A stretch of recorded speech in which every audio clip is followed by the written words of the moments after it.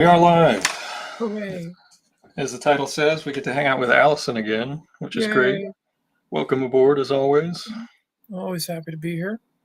Your gaming group's loss is our spectacular gain. I agree. I should make this like a regular thing. Hey, I'd be down. Yeah. Is it doing that autofocus thing again? A little bit. I think I got it kind of straight. It's a work with the new camera, so trying to get tweaking it. Yeah. Well, this is episode 172.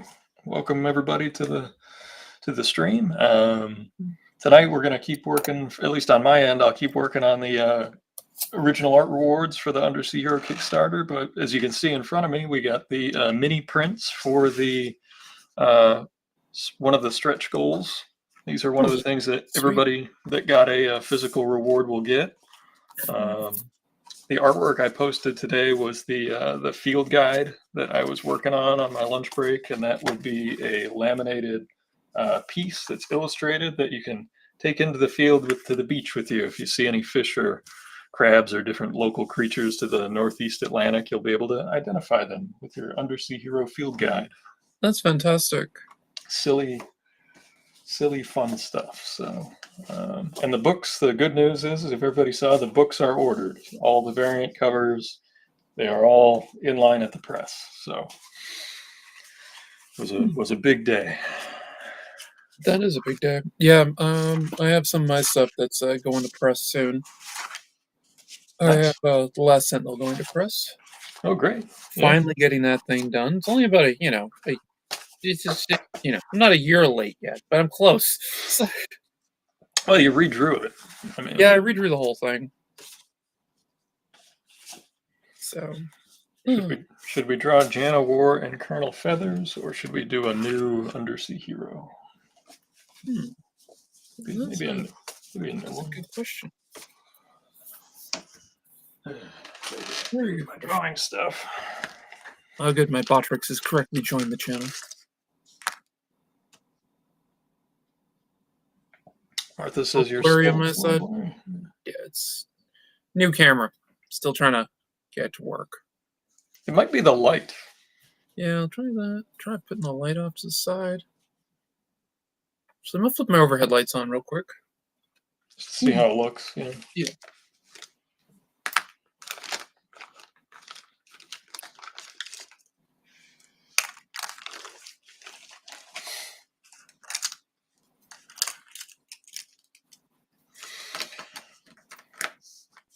While she's doing that, I'll just remind everybody the variant covers that we had done were by Craig Rousseau. He did a wonderful job. He just did the Herculoids over at Dynamite, and we were talking about it. And we think that he's actually the artist who's done the most Herculoids comics ever now, because nobody ever did like a long run of Herculoids comics, which is sadly unfortunate. Yeah. So.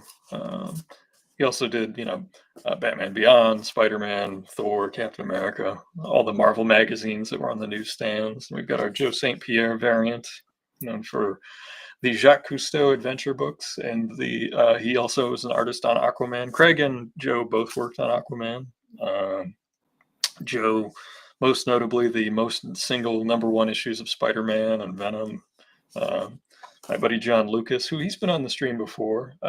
He did Deadpool, X-Force, Mad Magazine. He's done, all sorts of stuff. I love his work. And Rich Woodall, another New England staple who's done tons of Ninja Turtles. He was the publisher of Black Caravan Comics. He's done G.I. Joe. He also, back in the day, did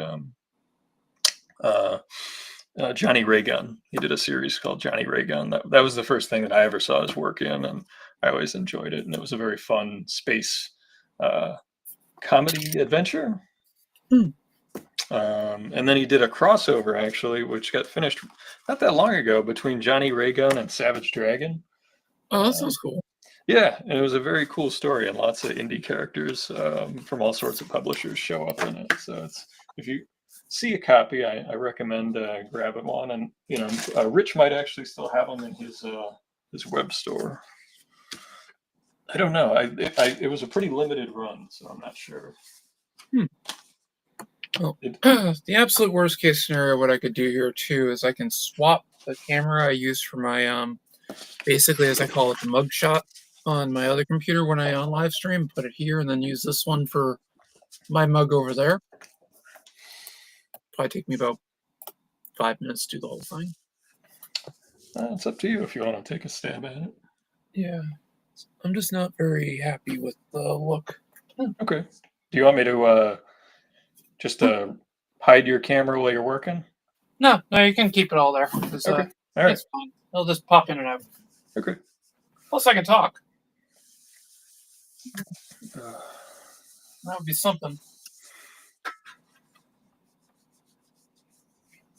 I was having one of those nights where I was working late and I had to go through the proof again because there was a change that needed to be made to the print specs based on the ink coverage that I had.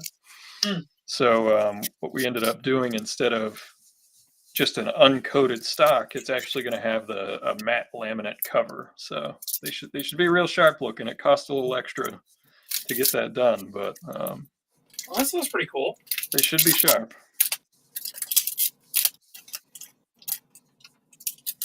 That sounds very cool. This is, it's the first time I've published a perfect bound book for Fat Cat Funnies, so hopefully it's a good one. Hey, well, I'll have to check out how you do it if I end up doing a perfect bound myself. So yeah, I'm using the same company that Craig used for Perhapanauts, and his hardcover ticket just for me posters that he does. Yeah, that's cool. That's very cool. Michael says when he uses the Logitech cameras, he turns off autofocus and uses the Logitech app. That'll probably be how I should do it then. Well, I will just set that up then. Just download the Logitech app and go from there. Oh, I forgot to highlight Michael's opening. Hello, everyone in the stream and chat. I hope everyone's doing well. If not, may things get better for you. All right.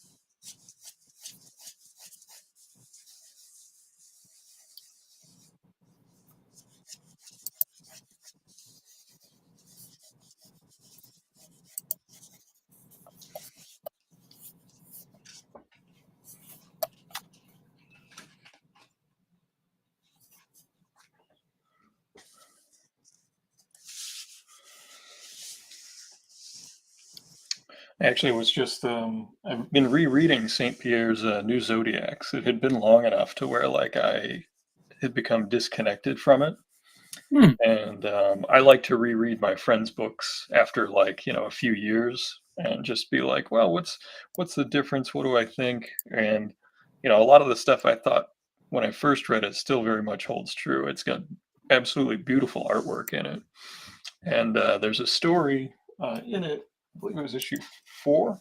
Yeah, issue 4, with a character called Multa that is like this giant rock creature.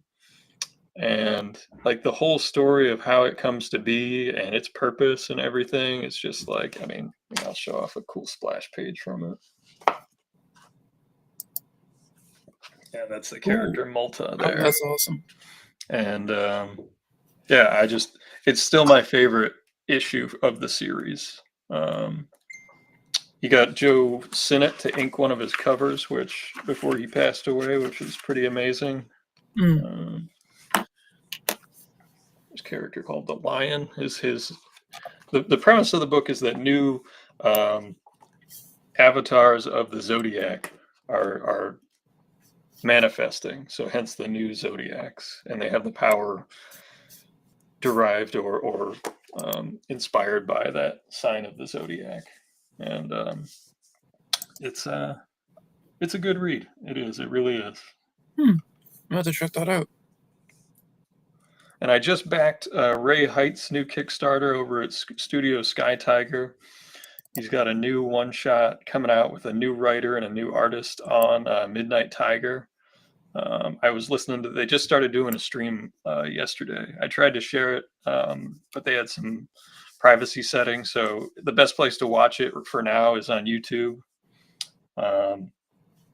And they've got these new books and all West Coast creators just doing stories based on like where they're from. And there was one idea that sounded just awesome where I was just like, that's not something I've ever read before. So it got me excited as the author mentioned doing a horror anthology of all stories based out of their home area in Compton in California. And I was like, wow, I've never read horror stories that would be coming from there. I was like, that's a whole new locale. That sounds cool to me. So that sounds neat. Yeah. So Studio Sky Tiger. Ray Anthony Height is the editor in chief and maestro over there, and he's an awesome artist who's worked on Spider-Man and Moon Girl and Devil Dinosaur and all kinds of mainstream projects. And he created Midnight Tiger as his creator-owned character a number of years ago, and he's kind of been doing a renaissance with that character the last few years. And I don't know if this is the first time a different creative team has worked on it, or I don't remember. But he got the rights back to his character from, I think it was Action Lab that they were originally at, and then they went out of business. And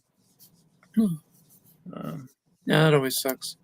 All right, I'm gonna drop out for a sec. I'll be back in a moment. But comics made by humans is the thing. I'm gonna go back with this first pose. This is more akin to what I had planned for these early bird sketches, where it's like a bust or whatever. I got really carried away with the last one. I did a full figure, and I just can't do 30 full figure drawings for, I think what ends up being like $10 a piece or something.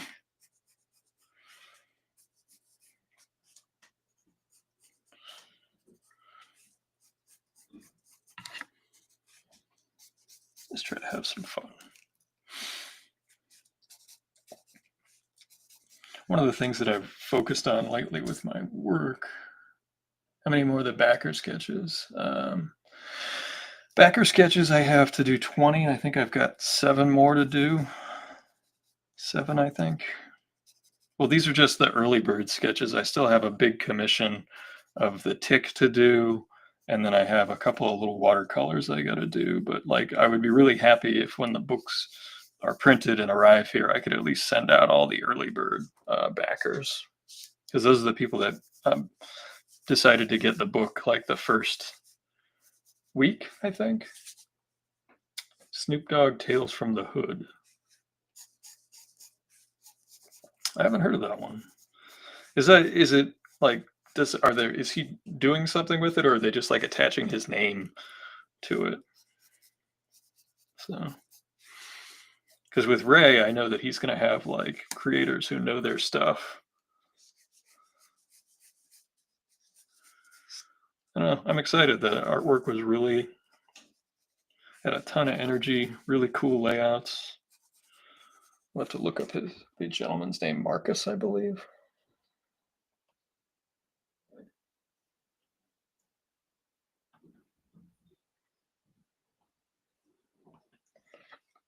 That's all right.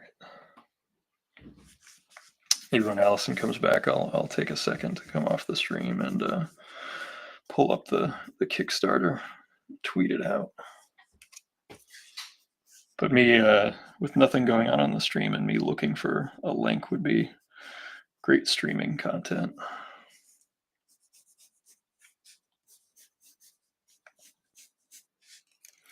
For those art fans in the region that I'm in, if you like Winslow Homer, there is a Winslow Homer exhibit at the MFA currently that I'm hoping to get to soon.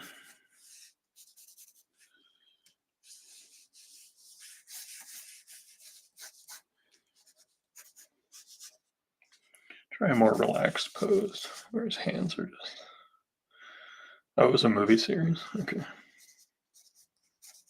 I don't know, just sounded cool.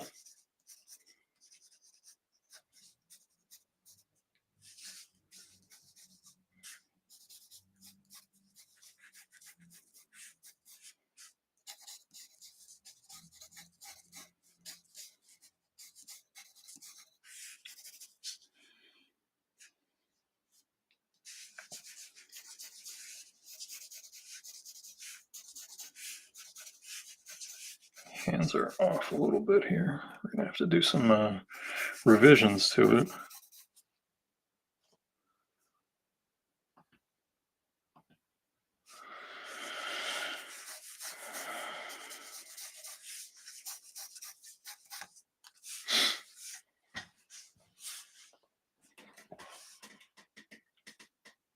But trying to keep it fun. I don't know why I'm just not quite as focused as I normally am on here. It's been kind of a weird day overall, to be honest.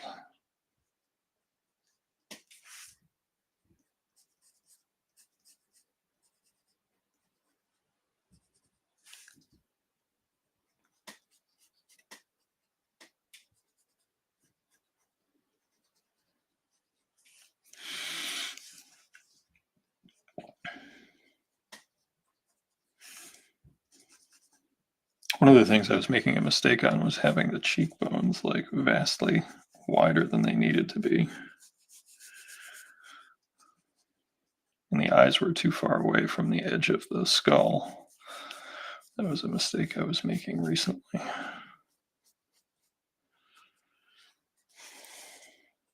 But I just keep noodling and keep adding to it, so we can try to have some fun with it.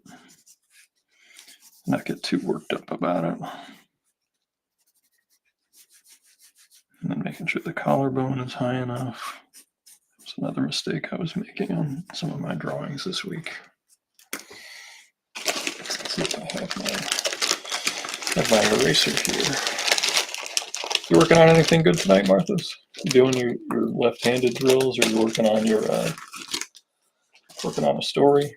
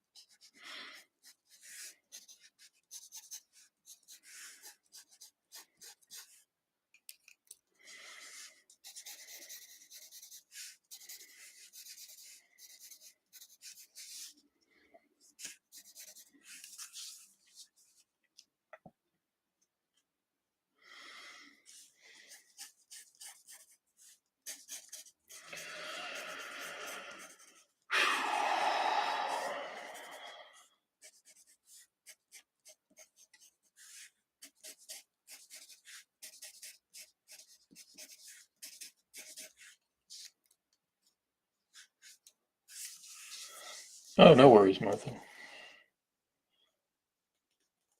No rush, no rush.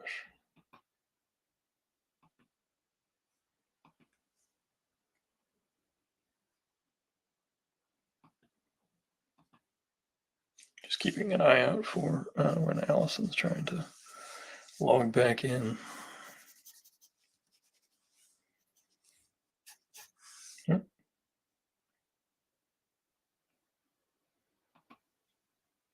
Oh, all right. Let's see if we can get this to work now. Hello. All right.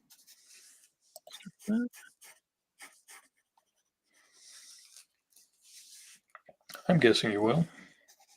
Yep, this might take me a minute, but yeah.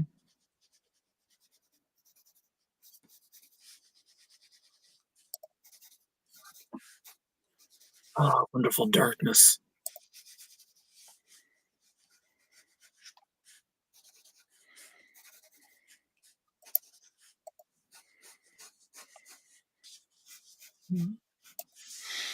I tried the turning off the autofocus on mine at one point, and it for some reason the app conflicted with the streaming software. I could never figure it out, so I just ended up leaving it on and working around it. Hmm.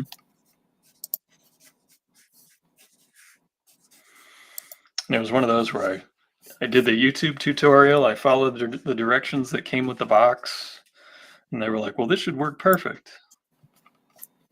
It did not. That's not good.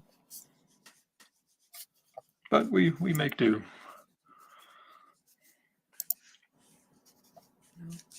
The autofocus on the Brio that I got was better than the older Logitech one that I had for whatever reason.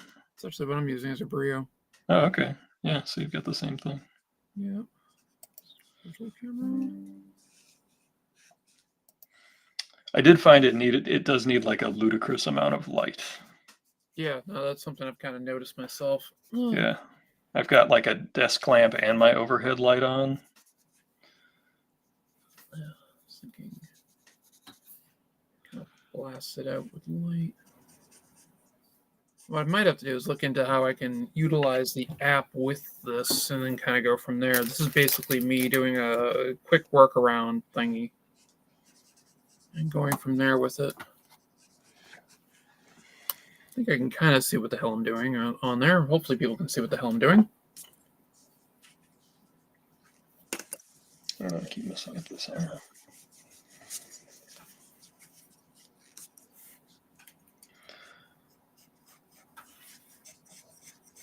As I do my McFarlane style capes. Big and swoopy. Yeah, and they fold like paper.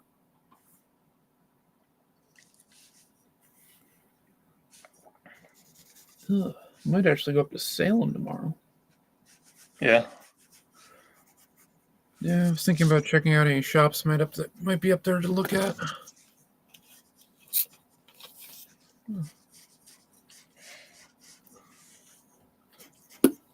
Well, there's Harrison's is still there, and then what's the other one? Silver Moon. Yeah, those are the two I knew of. Hey, Seashell. But yeah, so I figured I might go up and check a few things out, kind of go from there. Haven't been to Salem in a long time. Oh, neither did I. I think the last time I went there, I took the commuter rail up. And just met some friends there.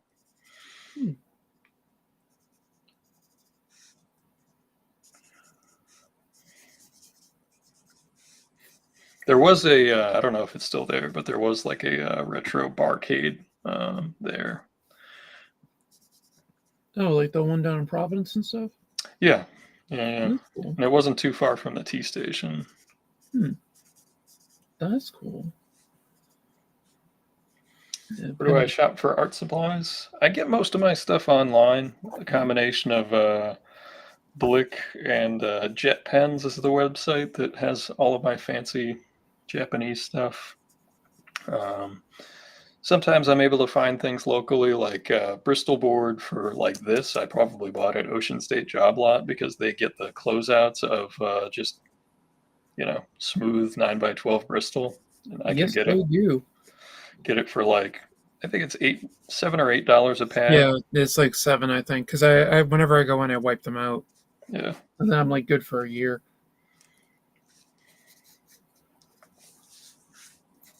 I also have some 14 by 19. I have like 2 bricks of that. Oh, nice. That I got it up in the state. Yeah, and you can cut it down if you want to. Yep. And I have. I've bought the parent size, but for some reason it feels thinner. Like the stuff that's even bigger, that's like poster size. That's weird. Yeah. And it says on the front like it's labeled the same and everything. That's very odd. Yeah. They do. They have a lot of art supplies there. And as long as you're getting basic stuff, like Ocean State's fine. Their brushes are generally not very good, but like their paints are fine, paper's fine. If you're looking to do just like little canvases, they usually have like the Liquitex there if you're a person that likes to use the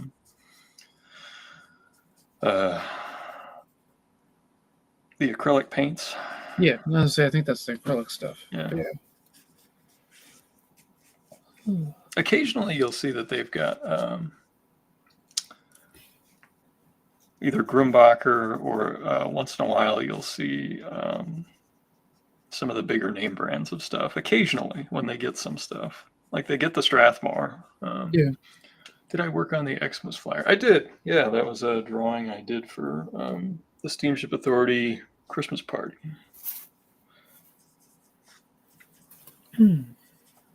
Yeah, last year I drew one of the new boats for the Christmas party, and then this year I did like the kind of like a little more abstract shot of one of the doors on the vessels with a wreath on it and lights around it. And I tried to make it more like a little homier.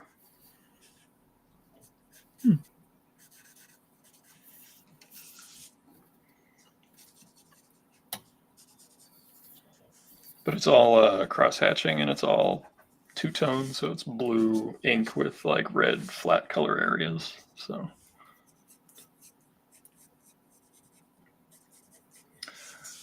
Watch as I mess with lighting.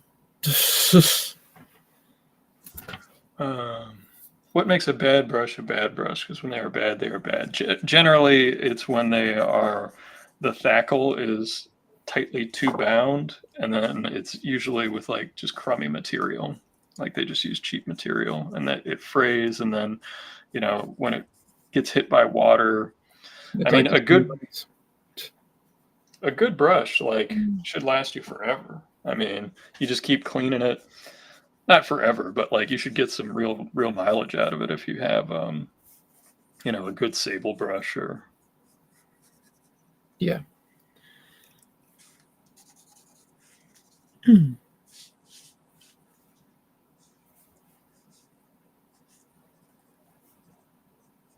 Yes, I apologize. I'm messing around with my new camera, so this is what we'll have to deal with for a bit. Need to do another once over with it, I think. But hey, I'm drawing. That's what matters.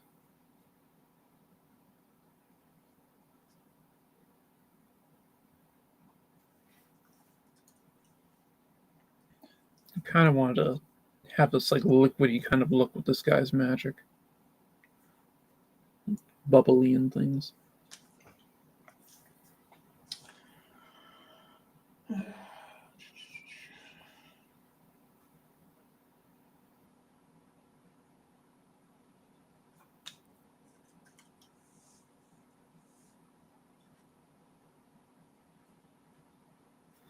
Actually, what I will do,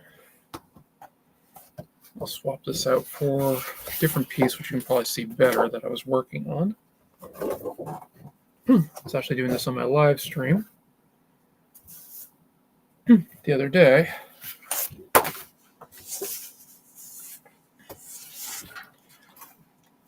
And I started with a darker pencil.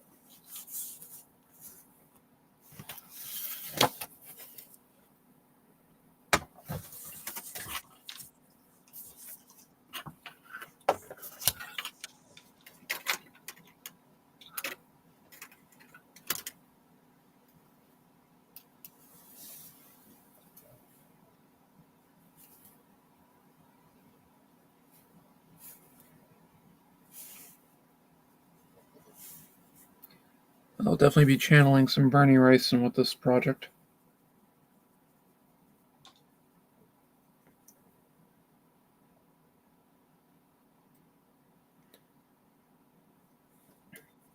You there, Ian? I am. I just had an issue where my computer, for some reason, was going to sleep while we were streaming, so I had to change the duration. That's fair. Yeah. Yeah, it set it to like 3 minutes or something. I was like, that's weird. Ridiculously slow. I don't know. It did do an update, so. Oh, no. Updates. We all know what can happen with updates. Yeah, if you take care of the brushes, like there's a few that I've had almost oil brushes I've had since college, which was a long time ago, and then like my inking brushes I can usually get, I'll say 3 years out of them. But you got to clean them, you got to tip them. Like there is a lot of maintenance to them, and you can't have them leaning up against anything. They have to be standing vertical. Sometimes you can oil them. Yeah. Happy belated Thanksgiving to you as well. Yeah. This year, usually I do cook, but this year Camille actually cooked, which was nice. So I just did some. I was working on the book, getting that ready to go to the printer, which it's now at the printer. So that was a successful thing. So I actually have them all coming from, I think the printer's in Chicago. I think that's what their website, I think, says. Let's see if we can pull this out any. I'm not happy with this drawing, but we'll see if we can turn it into something. I don't know. I just feel a little scatterbrained at the moment. Yeah, I know that feeling. I think it's because before we were setting up, I was dealing with, like how you're dealing with some troubleshooting now, I was dealing with the Ethernet situation. Yeah. Anytime I have to do tech support for myself before a stream, going into a stream, it usually affects how I'm doing. Yeah, no, I generally like to have everything set up beforehand, and I wasn't really expecting the issues that I had, so yeah, that was my own damn fault for not properly testing the equipment. We'll get through it. Yeah. Let's see. We both have it. That one. Yeah. Yeah. I basically live in a basement. Literally. It's a finished basement. And I have a designated art area. That's what I have for most of the places I've lived in. Kind of off to the side, you got your desk, you got your gear. Yep, that's literally it. I'm literally surrounded by all my stuff. I have over vaguely in that direction over there. I have my paints and stuff like that. I have paper and other such things. Got my giant box of gouache. Other things around. I have a light board down there. Thank you. Yeah. Have you been doing any painting yourself?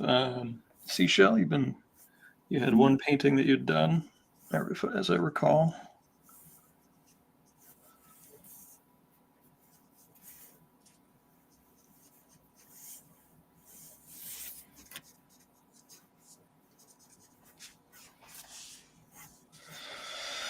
I got my watercolors. I have tons of acrylic stuff all around me. I have all of my miniature stuff down here too.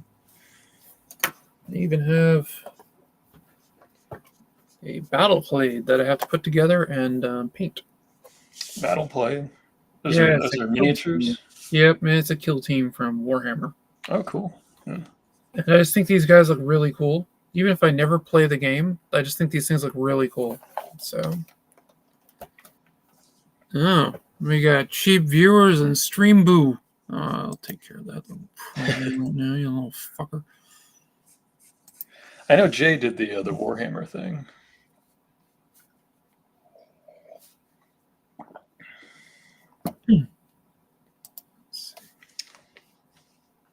Working 65 hours a week. My goodness.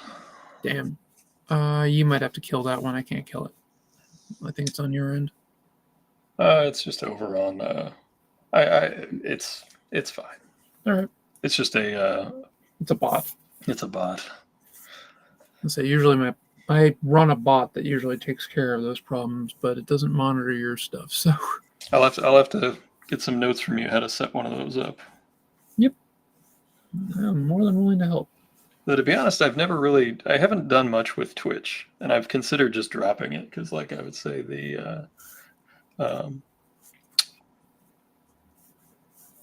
I don't know the community as well. I just don't. I don't know. I'm more of a YouTuber now than anything else myself. I use Twitch because of I'm an affiliate, so I potentially can make money off of it. People can subscribe and all that stuff. I don't think I've made pizza money. So I also have seen no harm in leaving it just because it's free to connect to it through Restream or whatever. Yeah, that's the other reason that I basically use it. One of the things I could do with Twitch also is I can set up my my outputs in OBS, so I could send music to Twitch and not to YouTube, and I can have it set on the Twitch playback to not have it, so it's only there when I'm streaming live. That's interesting. They've added a bunch of music settings to Restream. I just haven't explored them. I messed them a little bit myself. They are neat.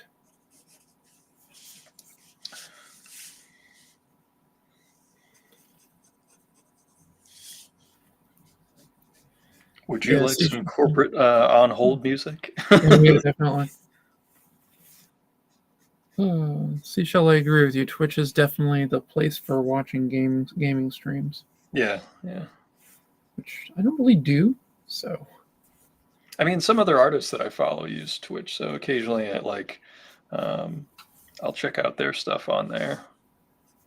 Yeah, Jim Lee does, and there's other people I follow that, aren't Jim Lee. So.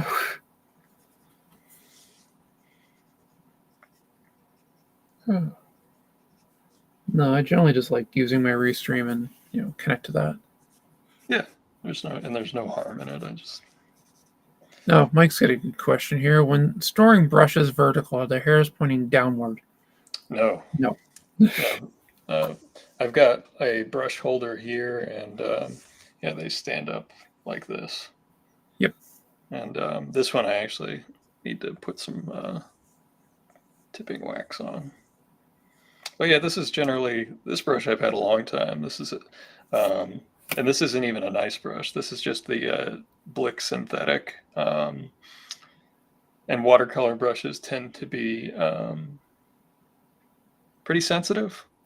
So like even if you get the modestly priced synthetic ones, you still got to clean them.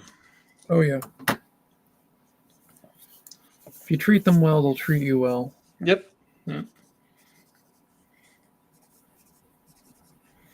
The Raphael brushes are probably the best now. I mean, the Winsor Newtons were traditionally the best, but like I can't say that, and I think most artists would agree, I can't say they're the same as they used to be. They are not. I can attest. Yeah. The last two I got, not the same. And they're expensive. And like I would say that the bristles on the Kuretake Sable brush pens are just as good. Yeah. I actually kind of prefer my Kuretake brush pen to my Winsor Newtons. Yeah. And I have two pretty high-end ones. Yeah, the blue pencil that I use, like it's kind of an optical illusion that it's disappearing because like it's still there. Your eye is more focused on the higher contrast when you see the darker stuff on top of it. That's my Series 7 Winsor Newton. Yeah, that's the classic brush. Yep. Got another one around here too, so. But yeah, I have two Series 7s because I believe in having pairs. Well, and you don't want to be working on a project where you need that line and it decides to, quit. Yeah. Gives up the ghost, as it were. Although, as Joe Kubert always used to say, it was the hand, not the brush, and he would prove that by using like a rolled up paper towel to ink a beautiful picture of Hawkman. Yes, he would. I'm not Joe Kubert. I used to use the really cheap brushes from Michaels. They had their own brand. I used their stuff for a while. But they had a 16.0, like the tiniest little liners that you could find. And they were actually pretty good. I used them for a long time. And they're 8.0, the 8/0 or the 16/0 hot brushes. Yes, I think I still have some of those brushes. Yeah, and they're cheap. They were like $4 a piece or something. Yeah. I used to use those, and they worked fine for a long time. You don't have to spend $1 million. No, you don't. Matter of fact, I advise not spending $1 million. If you have $1 million to spend, give us money. Well, Well, I mean, especially if you're learning, like Yes. get some okay brushes and see what you like, because you might find that you prefer shaders to liners or any number of different like there are certain things you can only do with certain brushes, but when it comes to like what you put in your repertoire, you'll find certain things that you just prefer for, painting trees, painting leaves. Maybe you like a fan brush, maybe you hate fan brushes, and there's a million ways to do it. Very true. If you ever watched The Joy of Painting, Bob Ross had a very specific way of showing people how to use a fan brush to do trees. But when I'm in school and we're doing landscape painting, they show you 7 other ways to do it. So Yeah, they do. I didn't even pick a light source. Let's go up over here, coming down. That's an easy one. 3/4 overhead. That's the basic. Yeah. I support this. And it also means I can put like a 2 striped highlight on the glove instead of just 1, which I think always looks it makes you look like you know more about lighting than you do. That's true. If you can put that second shadow on the other side and just have the highlight between the two, it makes you look super smart. All the smarts. Yeah, no, my light source choice was basically here for that.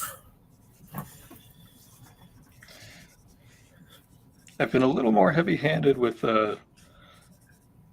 my shadows lately. I don't know why. Yeah, you just want to do it. Yeah. Winter time. It's dark out at like 4 in the afternoon when I'm driving home. Yeah, it's crazy. Yeah, this character has a very exaggerated physique. He's supposed to look downright silly. I love him. I think I gotta do a drawing of him myself. I think John pushed it to the point where it's even kind of grotesque, and I love it. That's so cool, though. He's got like the big wacky shoulders, Oh, like so good. his I love knees. it. Love the knees. Yeah. Got Crackus with his little martini glass. That's so good. I basically took a lot of what I learned from working on the Tick comics over many years and applied it to this character that I came up with in college. And Oh, he's that old.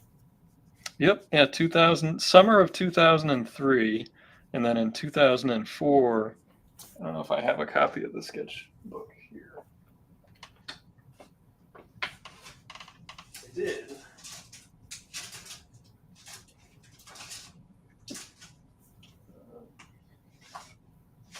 Oh, it's right here.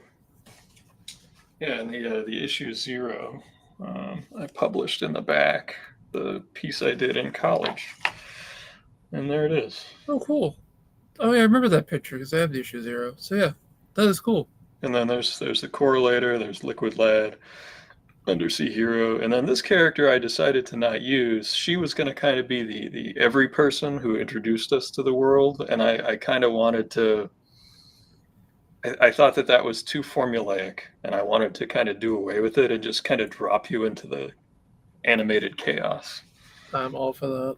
Yeah, you definitely got the Saturday morning cartoon vibe going. So I sent a copy to Townsend Coleman, the voice of the Tick, and he was also Michelangelo on the original Ninja Turtles. And I said, look, if they ever ask me who does the voice of Undersea Hero, it would be him. But I wouldn't want him to do his over-the-top Tick voice. I would just want his speaking voice. His regular speaking voice. And then my buddy Jeff McClellan, who's the writer I worked with for many years on the Tick, his Midwestern deadpan is kind of how I pictured Crackus. Okay, I can see that. I had to make a eye chart for this character. Eye chart? Yeah, I wanted the eyes to look a certain way because she's supposed to be Asian, and I was trying to make it so she has kind of Asian eyes, stylized, but still I want them to be kind of distinctive. Mm-hmm. So I actually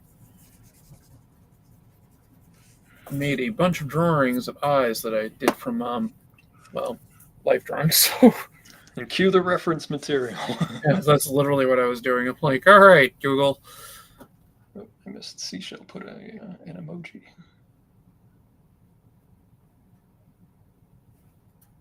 Yes, a real life bowl. Michael says 3 to 4 years after you get real sable hair Raphael brushes, the UK art supply almost had to pay a tariff because the sables are endangered. Yep. Yeah. I was actually worried there was a chance that my books were getting printed in Canada. And I actually had to call the printer and be like, what's the deal? If they're coming from Canada, what's the deal? Because currently, if you're importing most things from Canada, it's an extra 25% paid by the importer. Yeah. Thanks to our current administration. Barf. Yeah. Yeah, that's my thoughts on it. And I couldn't afford that. That wasn't built. 25% of the total cost was not built into the Kickstarter. Oh. So, but I did find out that currently book printing from Canada, and if you know anything about the magazine industry right now and comic book industry, they're almost all printed in Canada. Yeah, primarily they are. The biggest web presses left in the world are in Canada. And currently there are no tariffs on books. So printing of books in Canada, you will not be subject to an extra tariff at the border. And books, comics, periodicals, children's books. I even found out the code designation for the border crossing of it to make sure, just in case. But then it turned out it was being printed stateside. So all that work ended up being moot. But I did learn a crap ton about what I won't be ordering to have to import from elsewhere. That's fair. Yeah.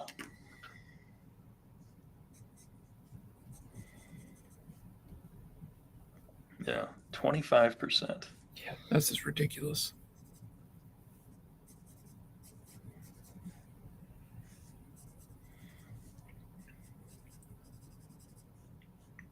Our president gives a bad name to the great apes that we are. I go back to my initial statement. Barf. Yeah. Yeah, no, I tend to agree with that. It's a good personalized assessment. Mm-hmm.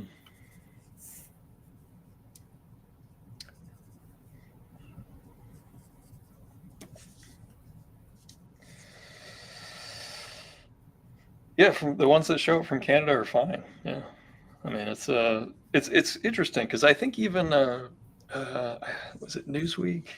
Newsweek I think was printed in Canada. I don't know if Time Magazine is. I think even the New Yorker is printed in Canada.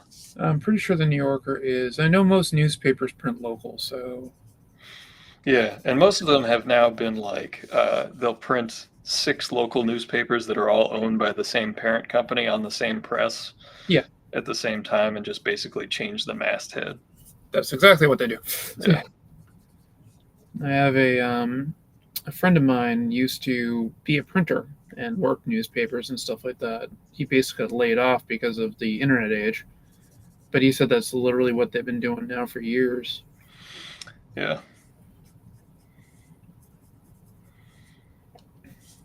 One of my first comic book gigs was doing little cartoons for the Newark Advocate, which was a little bitty local newspaper in Ohio.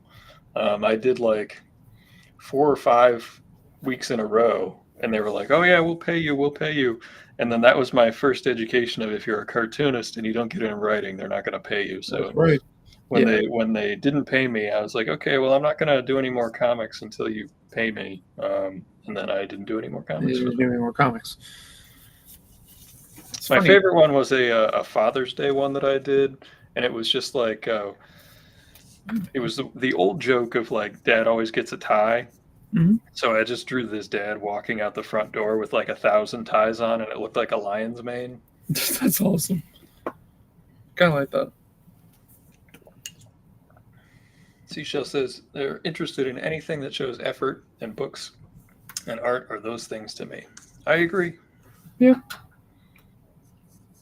There's always the big discussion about the generative AI art and stuff in the comics community now, and I find that most creators that have been around at all are pretty aligned on it. Yeah. I mean, AI is not going anywhere. Well, one thing that all of us unfortunately have to face. That being said, I don't have many morals and scruples, but there's one thing I definitely won't use.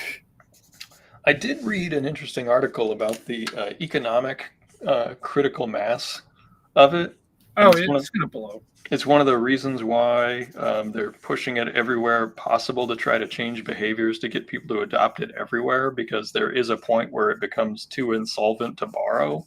Yeah. Which is fascinating. Yeah, it will implode on itself depending on its usage and how it is used. Yeah, it has to get a certain number of users or it will not sustain. Yep. Which is just interesting. Now, I can tell you that pretty much kids everywhere are loving using AI because they can do so many nifty things with it. Like, they can make their own animated cartoons. I just generally assumed that they would use the same trick that they used with Facebook, which was for any foreign phone sales, it came preloaded. And in some countries, the market saturation was over 90% because of this. Yeah. So I figured they would just use the same old trick. That's kind of what I expect to happen. I mean, Google's basically doing that now, as is Microsoft. You get anything with their stuff, and Google's heavily promoting their AI and things. Why can I not get this stupid eye right? I have to put in my guide. Michelle says they saw a video the first year this artist really noticed the AI decor at stores like TJ Maxx. I actually took a stroll down the bookstore. I'll just say it was a chain bookstore. We won't name names. And I just walked down the aisle and just pointed at that covers AI, that covers AI, that covers AI. It's just it was a lot.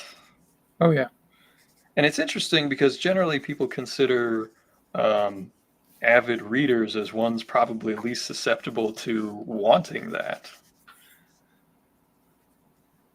Because usually they're, let's be honest, people who read the most tend to be a skew, not as young, like myself. Yep. Yeah, I'm not as young anymore. I'm not a spring chicken anymore. I am not in the 18 to 35 demo anymore. No, I am most certainly not. So haven't been for a while. Like Homer said, I'm a white male, ages 18 to 35. Everyone listens to me, no matter how dumb my idea is. And then he pulls out a jar of gum and nuts together at last. Oh, God, yeah. There's The Simpsons for everything. It helps me get through so many days. Even if it's just a random text from my buddy Jay and it's just a quote from Willie that's like, "Go Aberdeen."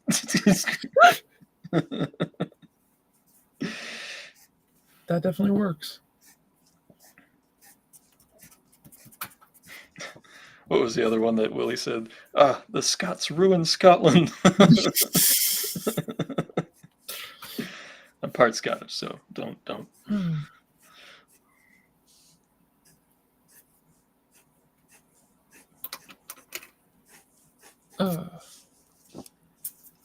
But yeah, yep. No, AI is auto with Google searches. Martha says there. You can turn it off. I know because I did. Because most of the AI stuff that comes up on it is wrong. Yeah, there was one time I was just for fun chatting with one of the ones that's well known and just asking it questions about the movie Jaws, and it got things wrong. Was that like ChatGPT or something?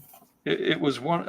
I guess it was. It was that one, and I was just asking it really easy questions like, what character has the fewest lines, and then there's of course many characters that have one line, and so there are many answers to this question, and it couldn't answer this question. And And then I asked it questions about Superman, which, comic fan, know a lot about it. And it definitely got many of those wrong.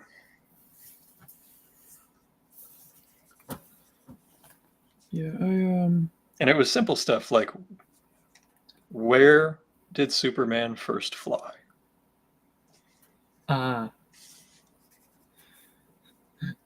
What was its answer? I'm kind of curious. Its answer was an issue of the comic book, which is wrong. It was a Fleischer cartoon. It was the radio show. Oh, that's right. No, it was a radio show. Which was they just before the Fleischer show. Right. It was they had to get around the whole thing of, no, he's not just jumping, he's flying because it's easier to do. And the Fleischer cartoon, I know, adopted very quickly because they're like, we can't make this look good. Yep. The Fleischer cartoon was right after. So yeah, they're very close. And then it was Superman number 8 or 9, where he is floating above the ground holding Lois. And he's not jumping and he's not running. He's just floating. Just floating there. Yeah, I vaguely remember that. But yeah. Yeah.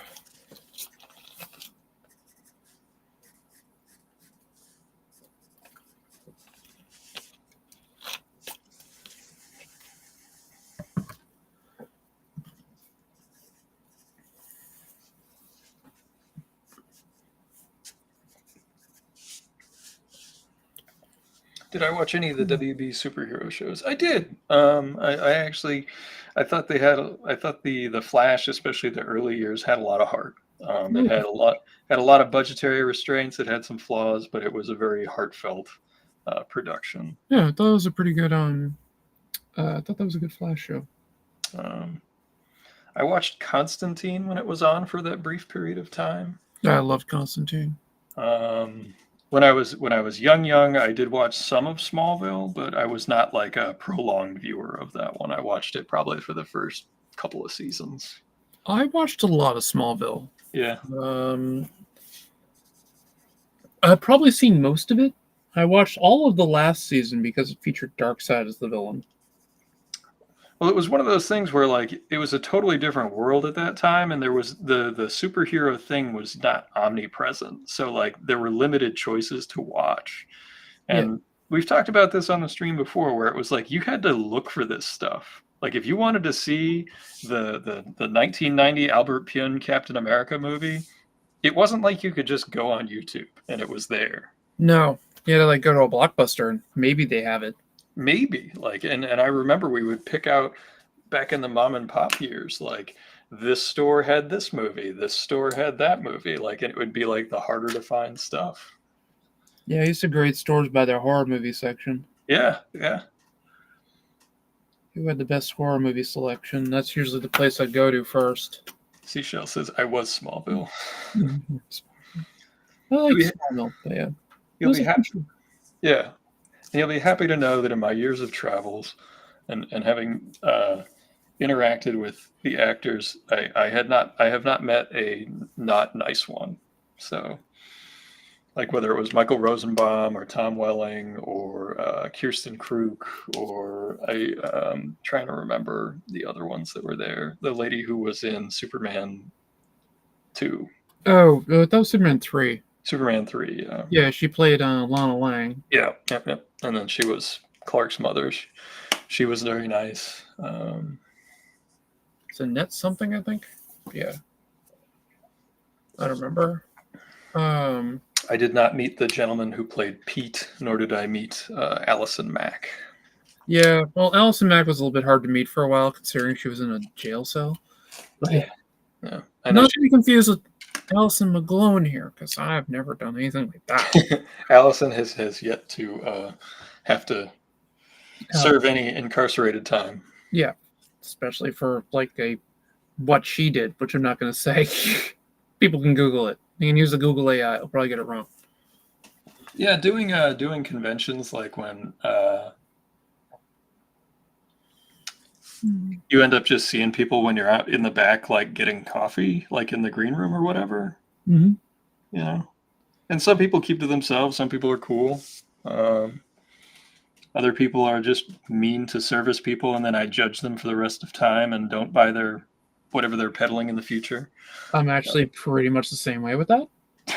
So, like Russell Crowe, total asshat.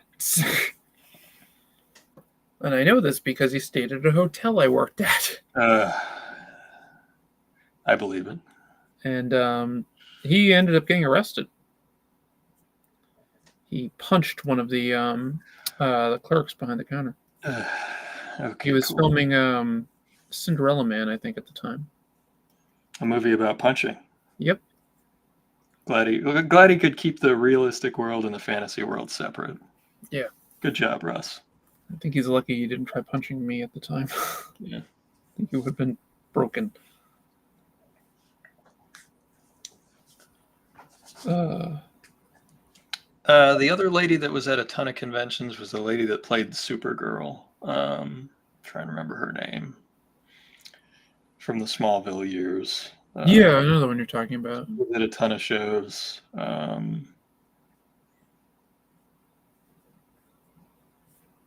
Pa Kent, who was one of the Duke's boys. Yep. The Dukes of Hazzard. He did a ton of shows.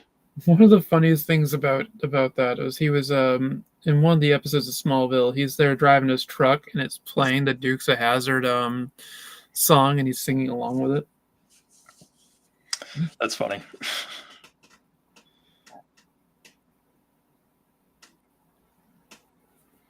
People have said things about that guy, but I when you see someone for 5 seconds in a green room and you're like, "Hey, how's the show going?" Generally, it doesn't go much further than that. So I can't say I witnessed any, Yeah, I never met him. I mean, I've met stars. There's no doubt about that. I mean, Celebration 3, I was backstage for a lot of that stuff because I knew the people who were running the con, and I met all the Star Wars actors that were there. Oh, nice. That was pretty cool. I met Samuel L. Jackson, Hayden Christensen, a few others. People who weren't even on the list of guests that were there.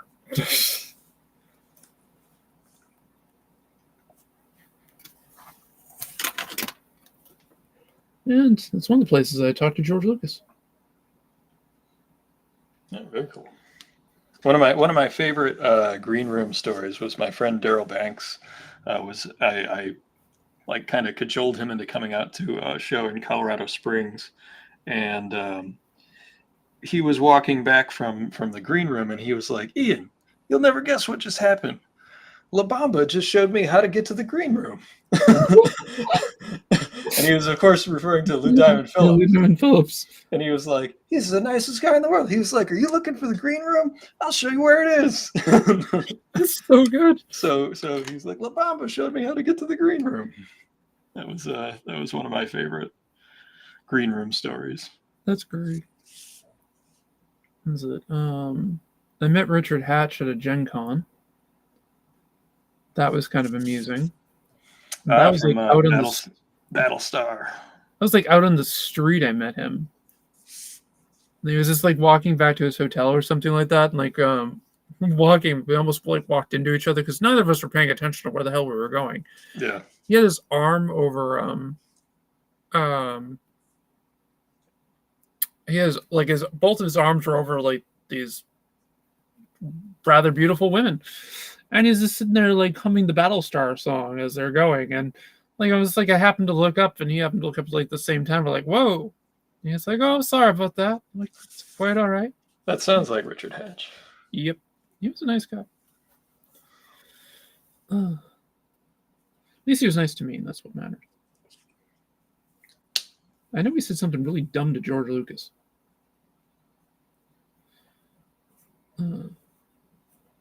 But, he said something about, his head is not coming out very good tonight.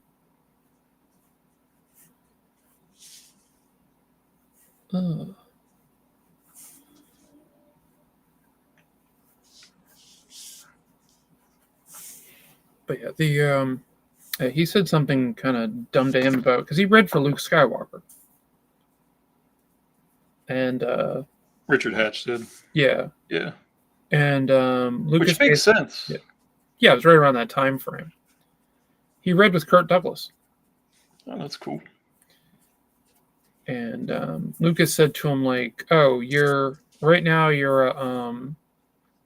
consider you an 8, but that could change to a 5 in the morning."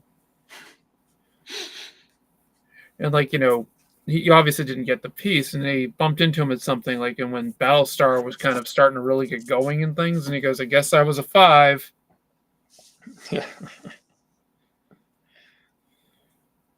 He's like, "I got Battlestar. It's okay." Battlestar was a big deal at the time. It was. It was a major TV event. You had, they did a big TV like movie of the week TV thing for the movie thing launch. for it Yeah. and all that. Yeah. Yeah. Oh yeah.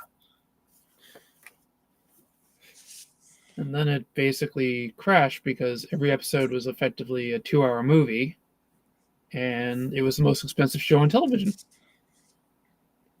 the same thing with the original Star Trek. Yep. The voice actor who was Kal-El's dad in Smallville that passed away. I don't remember. I know the voice, just like the disembodied voice, that was Jor-El. Yeah, I know that Chris Reeve showed up in the show eventually. Yeah, he was in like the first or second season, Yeah. something like that. And the episode where basically when he died, they actually like edited the credits in the episode to give like a goodbye to him and everything. It was like the last episode he was in or something. Yeah.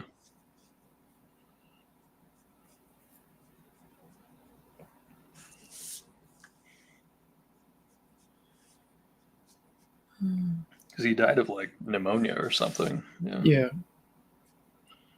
Just complications from it. Yep. What do you two think of the wicked marketing and the design? Wicked marketing. Yeah, it's wicked. Oh, the play. Yeah, the movies, I'm guessing. I haven't seen any of the movies, so I haven't either. Yeah. It didn't work on me apparently, and I'm like the target audience. I'm a girl.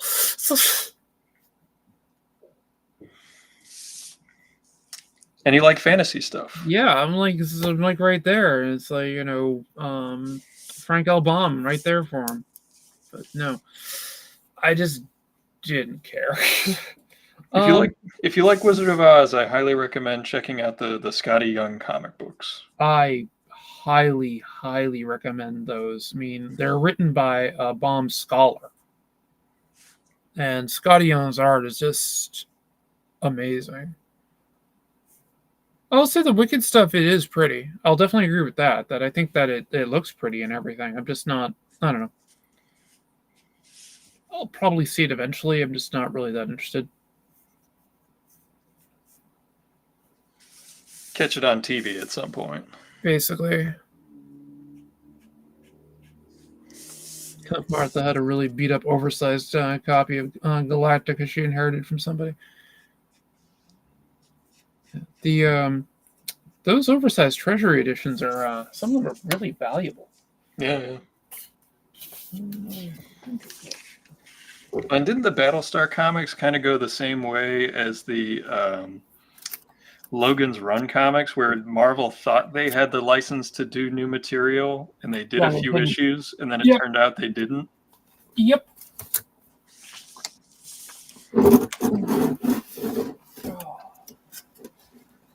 I got a couple of Treasury editions right here. Oh, nice. First solo Thanos was in one of those. What was it? What issue of Logan's Run was it? Like issue 7? Yeah, there was a backup story or something at Thanos. Yeah. But yeah, I got Conan the Barbarian, number 4. Red Nails. Yep. Nice. Actually, let's see. Yep, Red Nails is in here. It starts on page 40. Yeah, there you go. But yeah, no, this stuff is beautiful. So I think this is it's the more mature Barry stuff. Yeah, this is Barry Smith stuff. So yeah. Call me crazy. I don't love the earlier Barry stuff. No, I can understand it. I prefer more of his later stuff. Yeah. One of my favorite things that he ever worked on was his team up with Herb Trimpe on the Machine Man. Oh yeah, that stuff was great. It's right around the time of the Weapon X stuff. Yep. And we got Barry Smith doing Red Sonja. Yeah, first appearance. Yep. The Song of Red Sonja. They loosely adapted Shadow of the Vulture. I enjoyed working on the Red Sonja cover that I did for Dynamite. I thought they were easy to work with. They got feedback on prelims really quickly. I thought that was a good deal. Yeah, I need to reach out and contact them to do some stuff with them. To do those covers. So I think that'll be fun. And plus, I'd love to draw Red Sonja. Yeah, I have heard that because of the cost of some of the licenses, that some of the like if you teamed up with a store, the exclusives are a little more expensive than they used to be. But they're still doing them. They just I think it's also because some of the major folks that used to do tons of them haven't been doing them, so like they don't necessarily have the volume that they used to. Because like back in the day, every artist was doing some sort of exclusives to sell at shows just because they were doing well. Yeah. What is Red Sonja's plot and story arc? Well, do you want the real Red Sonja or the comic Red Sonja? The real Howard character is incredibly different than the one that Roy Thomas created, which I still don't understand how Marvel doesn't own. But I would bet that it's like an original deal with the licensor. Yeah. So okay, kind of like the Dire Wraiths ending up with the ROM license. Yeah, I don't quite understand that one either. So yeah.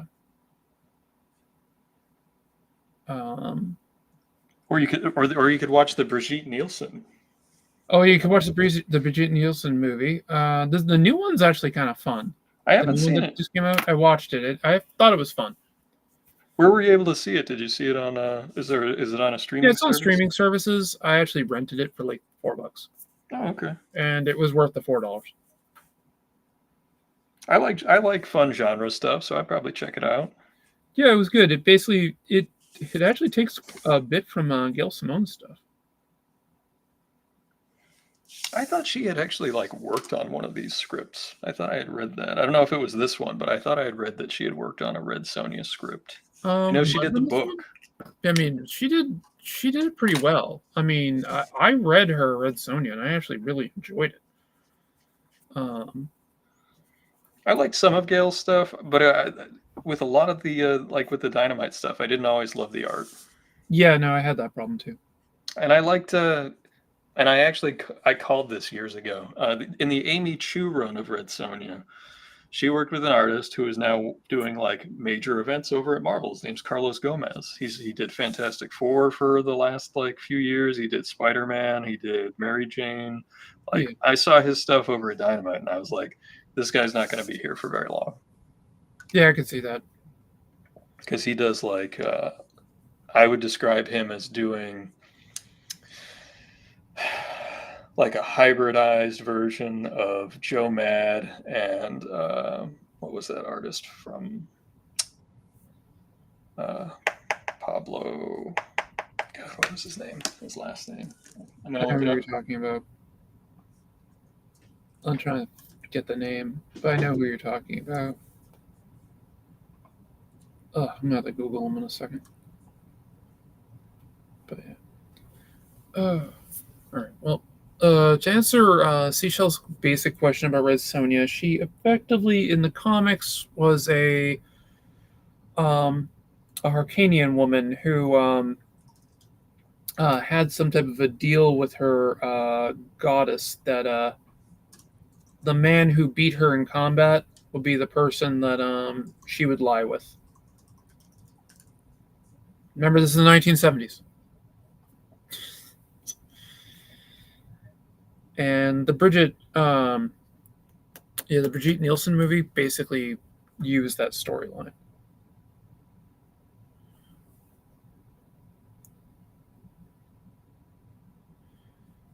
And the more modern interpretation is that she was a gladiator, and was like her people were mostly wiped out, and that she was a gladiator that has well, Paco Rivera. Paco Rivera, right? Okay. There we go. Sorry, that would have driven me insane. No, I understand. So yeah, she was like a Hyrcanian slave that escaped, or actually was liberated. Probably the better way of putting it. That's more of her modern origin. The recent movie uses more of the she basically is a gladiator during it, and they actually used an I'm trying to remember the word, but it's actually the Roman word for basically the people who went into the gladiatorial arenas just to be executed, and that's like what her group is and all that, and that she's kind of a part of. And needless to say, she doesn't die. So, spoiler alert: she doesn't die in the movie. It's the hero. They gotta make it through the first act. Yeah. But yeah, it's a fun movie. I would recommend it. Now, the original character by Robert E. Howard appears in one story. She's not the lead character. She might as well be, because she's better written than the lead character. And she's in a historical piece where she is basically in a city that's currently I believe they're being sacked by the Turks. And the leader of the group that's doing the sacking is a man known as the Vulture, who was a historical general or something like that. And that's why the story was called Shadow of the Vulture. And basically the adventure kind of goes on while they're dealing with this city under siege. It's a very interesting story. It's also spelled differently. Sonya? Yeah, it's YA, not JA. So. Yeah. And to this day, Wendy Pini is the greatest Red Sonja cosplayer ever to live. Definitely the most infamous. Yes. Thanks to Frank Thorne and the what was it, Red Sonja Con back in the day. Yeah, it's mainly Frank Thorne, but yeah. Oh yeah, no, she's awesome. And that's basically where you get the stereotype of the chainmail bikini from, is from Red Sonja. Designed by Esteban Maroto. Mm-hmm. And it's interesting that story came in, which was later, because you see the Barry Windsor Smith one, it's like a chainmail T-shirt. And yeah, just wearing a chain shirt. There was a story that Esteban Maroto had penciled that came in, and Neil Adams saw it when it was in the office, and he's like, I'm inking that. No one else is inking that. I'm inking that. And he inked that story, and they reprinted it in Marvel Feature, and it was in either I know they reprinted it in Savage Sword at some point, or Conan Saga, but was it Savage Tales that it first showed up in? I don't remember. The first appearance of Sonja, or the first appearance of the chainmail bikini?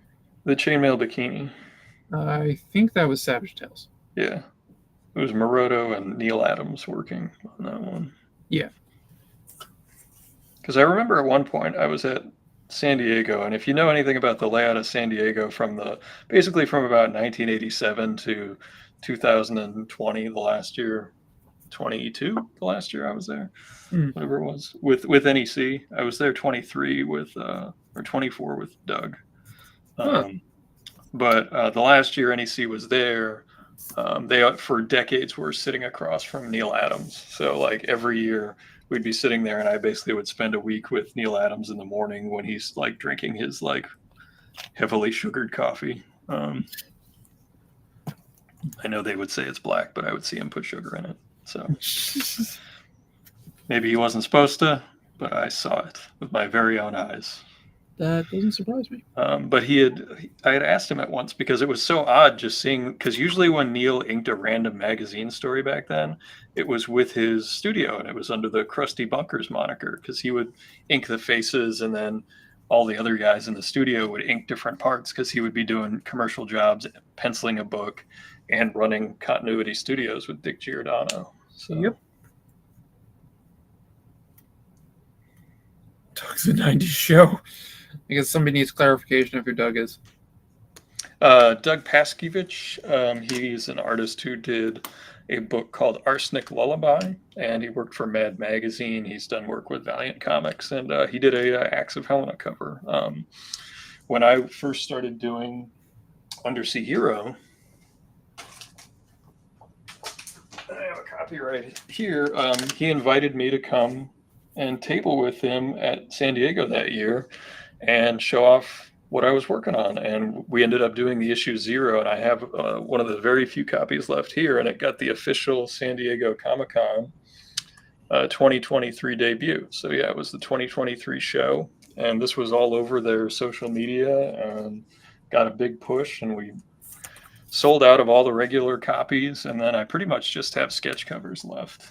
And yeah, it was very cool. Like, and all the news sources at that time, San Diego was humming, and you had the craze of all of the Funko Pop people. You had all the major movie studios doing the big Hall H presentations. And one year there was the Tick TV show, which, being the Tick artist, you know, at that show, we got to go to, you know, the panel, hang out with all the actors like Jackie Earle Haley, who was in the show, and I forgot he was in that. Peter Serafinowicz played the Tick, and yeah, it was a very cool experience. And we were there with Ben Edlund, who created the Tick and was the showrunner for the Tick show, and he was also the executive producer on like Supernatural and stuff. And they built this giant outside set of the Tick show, and there were these giant Tick antennae that you could see from 10 blocks away, and it was surreal. Like, it's this, the Tick is this book that we all know as this little New England thing, but because of Ben and having been like Joss Whedon's fixer guy for years, and then moving on, you know, he worked on Angel, he worked on Firefly, worked on bit on Buffy. Yeah. Yeah. And then, you know, breaking off and doing his own thing. He worked with Jackson Public and Doc Hammer on the Venture Brothers. Yeah, I mean, he worked on Gotham for a number of years, and then he kind of bounced around as like a script fixer. And there's just like a bunch of, you look on his IMDb, there's a bunch of random shows that he has done, like, you know, a number of episodes for. Powers, they tried to send him over to that, what was it, the Apple TV show Powers. Oh yeah, they did try to put him on that, didn't they? I can't remember if he actually did that. He did, yeah. Or he did end up doing it. Convention World blew up from 2013 to 2018. Yeah. And in 2023 and 2022, I was doing like at least a show a month in a different part of the country. No, it's pretty mild. Like, you were never home. And I'm working on booking, you know, stuff for next year. So yeah, I got to get back into the con scene. It's just expensive. That's expensive, and then, like, you know, I could have just kept going with the same stuff at my table, but I just felt like I needed to have, you know, the new book, had to have new stuff to do. And, you know, I always found, and this is something I talk to other creators about, like, doing the same show every year, you know, it can get you some notoriety locally, but I always felt like that there was usually a diminishing return. So, like, I would do a show one year and then not do it the next intentionally, and then come back a couple of years later, you know. And then there are the shows that your friends are like, you got to do the show, you got to do the show. And then you ask them, did you make any money? And they're like, no, but you got to do it because it's awesome. And it's like, well, is this a business or what? Yeah, is this a business or a hobby? Yeah. I mean, and then there's the shows that I do because I like them, you know. There was a little show around here for years, and I actually sent the showrunner an email for it. Was in North Attleboro, and it was just this little Knights of Columbus Hall show. I love that show. Yeah, and they're over in Franklin now, and I was like, hey, if you've got any open spots, you know, next year, shoot me a call or shoot me a text, and And the whole point is to go hang out with some of your pals, make a few bucks for spending in dollar bins, and just because you like it. Yeah, we used to do that show together. Yeah. You, me, Jay, random other person, Marie would hang out. Jonathan would come and show up. Yep. Occasionally Rick would come by. Yep. My buddy Dave would come by sometimes. That show used to occasionally get like I don't know if it's just because of the schedule or whatever. There would be like every now and again there'd be like one major dealer from New York set up like in the corner. And there was one year where one came and he had, a bunch of original art for sale. And I ended up buying a Adam Hughes page from Dead of Honor, the Star Trek book. Yeah. And it was beat to hell. It was personalized. It had coffee stains all over it. But I think I paid like $40 for it. That sounds like it's worth every penny. Yeah.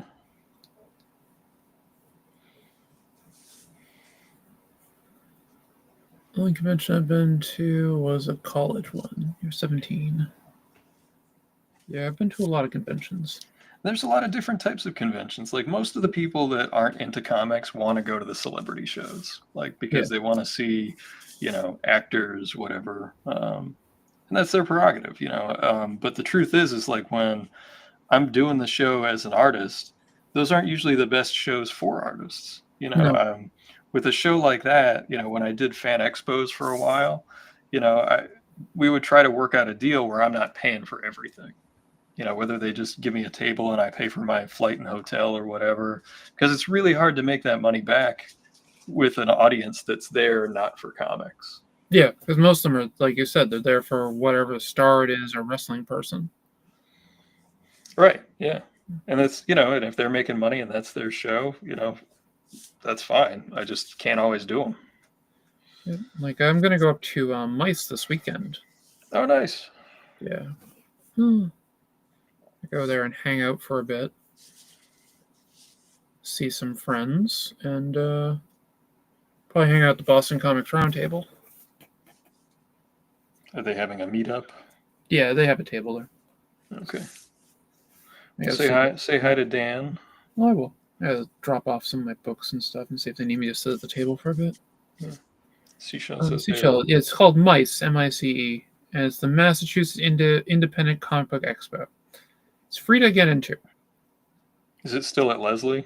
I believe it is. I'll double check. Okay. I believe it is. I'll definitely look before I drive up there. Yeah. I remember when I first... I used to set up at Mice, and I remember when I first did a Turtles cover and a Tick issue, and then I went one more time, and I had people there telling me that I was too mainstream now. Doing a comic book that is published by a store and a variant cover. I was like, okay. Sure. I don't think they understand what mainstream is. You're too mainstream for this now. I'm like, okay. Have a good show. Bye. Thank you. Drive through. Yeah.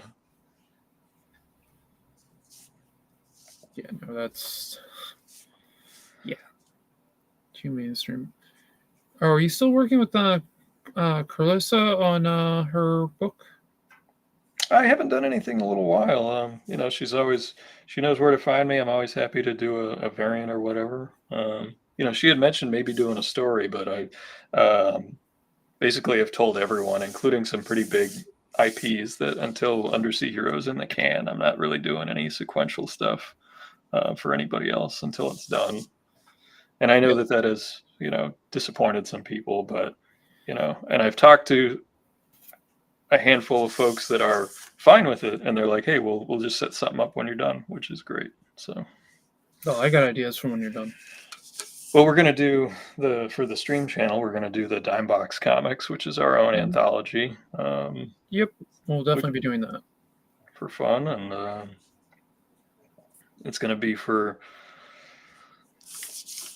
short stories of public domain superheroes. I'm going to be doing a character that was drawn by both Joe Kubert and Carmine Infantino back in the day.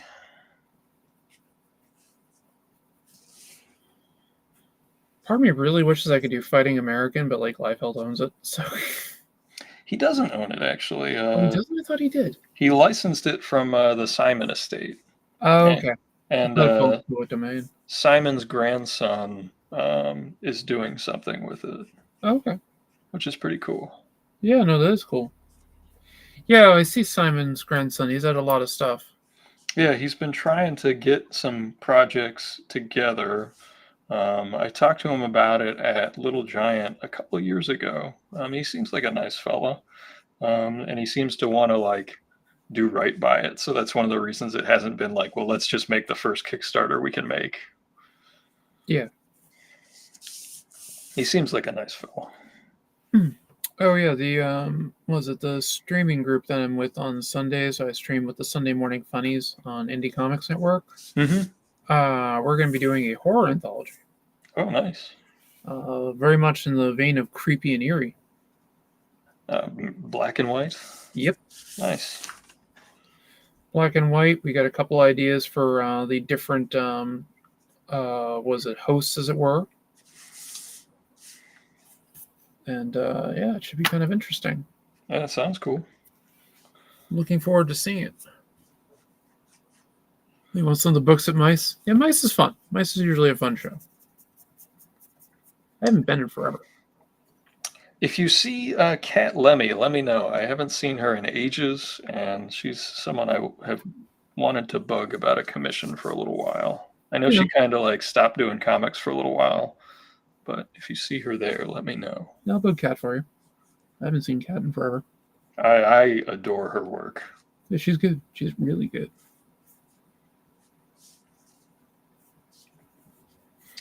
All right. Well, we've actually run late tonight, so. I'm late. Yeah. What were we thinking? It's past my bedtime. Yeah, it's getting close to my bedtime too. I have a busy day potentially tomorrow, so I didn't really get a ton done. But I gotta mess with this a little bit. We both had to do what do you call it? Troubleshooting. Troubleshooting. Well, thanks everybody for coming to hang out. Thank you, Alison, for joining us tonight. Well, I always love hanging out with you. Likewise, it's always a pleasure. Makes it way easier. That's true. You get somebody to constantly talk to. That's right. All right. Well, I'll see everybody, and hope to see you next week. And have a great weekend. Yeah, have a great one.